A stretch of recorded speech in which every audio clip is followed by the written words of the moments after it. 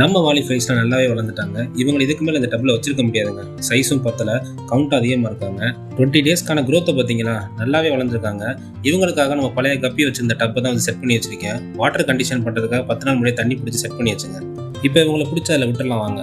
ஒரு ஃப்ரைஸாக பிடிக்கும் போது தாங்க நோட் பண்ணேன். இதுலேயுமே சைஸ் வேறையாக இருக்குது பாருங்களேன். சில ஃப்ரைஸ்லாம் இன்னும் வளராமல் அப்படியே இருக்காங்க. ஸோ கண்டிப்பாக அவங்க தனித்தனியாக பிரித்து தான் க்ரூம் பண்ணணும். அதனால நல்ல பெரிய சைஸ் உள்ள ஃப்ரைஸை மட்டும் இப்போ நம்ம செட் பண்ணி வச்சிருக்க டப்பில் விட்டுட்டு மிச்சம் இருக்க ஃப்ரைஸ் எல்லாமே நம்ம கப்பி ஃப்ரைஸோட சேர்த்து இதே டப்பில் விட்டு நல்ல சைஸ் க்ரூம் பண்ணலாம் தாங்க இருக்கீங்க. இங்கே பாருங்க, ஒரு வழியாக தேடி பிடிச்சி பெருசாக உள்ளது மட்டும் தனியாக பிடிச்சி எடுத்தாச்சுங்க. மொத்தம் இந்த பக்கெட்டில் வந்து இப்போதைக்கு 65 ஃப்ரைஸ் இருக்காங்க. பார்க்கும்போது 65 ஃப்ரைஸ் இருக்கிற மாதிரி தெரியாது. நீங்கள் வேணால் பவுஸ் பண்ணி கவுண்ட் பண்ணி பாருங்களேன், 65 பேர் இருப்பாங்க. இப்போ இவங்களை கொண்டு போய் நம்ம செட் பண்ணி வச்சிருக்க டப்பில் வந்து இப்போதைக்கு டெம்பரேச்சர் செட் பண்ணுறதுக்காக விட்டாச்சுங்க. ஒரு 20 மினிட்ஸ் இப்படியே இருக்கட்டும். இதுக்கு நடுவில் பழைய டப்பில் உள்ள வாட்டர் வந்து ஃபுல்லாக சேஞ்ச் பண்ண போகிறாங்க. ஏன்னா கப்பி ஃப்ரைஸும் அதில் சேர்த்து விட போகிறனால கண்டிப்பாக அடி வாங்கும், பேக்டீரியாஸ் அதிகமாக இருக்கிற மாதிரி தான் தெரியுது. இப்போ மிச்சம் இருக்க இதில் சின்ன ஃப்ரைஸ்லாம் பிடிச்சி இந்த பக்கெட்டை தனியாக மாற்றினதுக்கப்புறம் பார்த்தா மொத்தம் 12 ஃப்ரைஸ் இருக்காங்க. சரி வாங்க, அந்த டப்பை இப்போ க்ளீன் பண்ணிடலாம். டப்பில் உள்ள வாட்டர் கீழே ஊற்றினதுக்கு அப்புறம் தாங்க தெரியுது. இங்கே பாருங்கள், ஃபுல்லாக ஸ்னெயிலாக இருக்குது பார்த்தீங்களா. இவங்களுக்கு இதே வேலையாக போச்சுங்க. ஒரு இடம் விட மாட்டாங்க. எல்லா டப்பையும் ஃபில் பண்ணி வச்சிருக்காங்க பாருங்கள். ஸ்னெயில் ஆர்மியே கிரியேட் பண்ணிட்டாங்க எங்கள் வீட்டில். இது ரொம்ப தேய்ச்சலாம் கழுவல, சும்மா நார்மலாக ஹேண்டை வச்சு மட்டும் கழுவிருக்கேன். ஏன்னா பெனிஃபிஷரி பேக்டீரியாஸ் இதில் இருக்கும். அதோட வாட்டர் ஊற்றினது நல்லது. இப்போ வாஷ் பண்ணி வாட்டர் ஃபில் பண்ணி வச்சாச்சு. இது அப்படியே ஒரு நாள் அப்படியே செட் ஆகிட்டு விட்டாச்சுங்க. இப்போ வாங்க, நம்ம டப்பில் விட்ட ஃப்ரைஸ் வந்து டெம்பரேச்சர் செட் ஆகிருப்பாங்க. இப்போ உங்களை உள்ளே விட்டுடலாமா? இங்கே பாருங்கள், உள்ளே போகும்போது பாருங்கள், அழகாக இருக்குது பாருங்கள். 65 ஃப்ரைஸ் இருக்குங்க மொத்தம். எல்லாம் சூப்பராக போகிறாங்க பாருங்கள், அப்படியே குரூப்பாக. மிச்சம் இருக்க அந்த 12 ஃப்ரைஸ் வந்து இப்படியே இந்த பக்கெட்லேயே இருக்கட்டுங்க. அப்படியே விட்டாச்சு.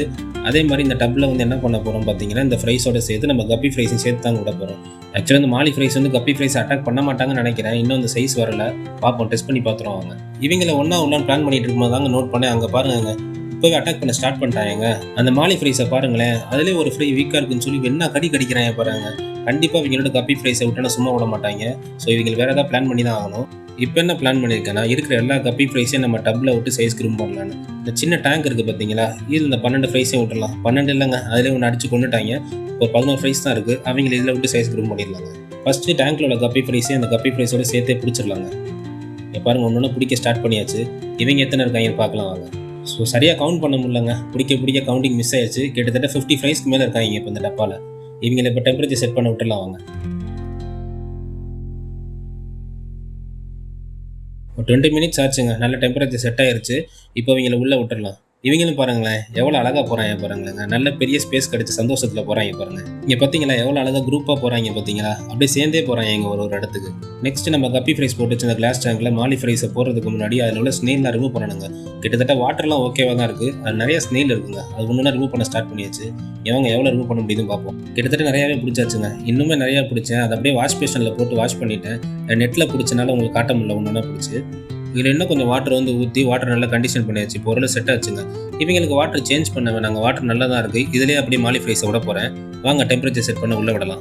கிளாஸ் டேங்க்கில் இந்த பக்கெட்டோட அப்படியே டெம்பரேச்சர் செட் பண்ண விட முடியாதுங்க. நான் டப்பாவில் எல்லாம் சேஞ்ச் பண்ணி எடுத்துக்கிட்டேன். இங்கே பாருங்கள், மொத்தம் 11 ஃப்ரைஸ் இருக்காங்க. அப்படியே 15 மினிட்ஸ் அப்படியே இந்த வாட்டரில் டெம்பரேச்சர் செட் பண்ண விட்டுலாம் வாங்க.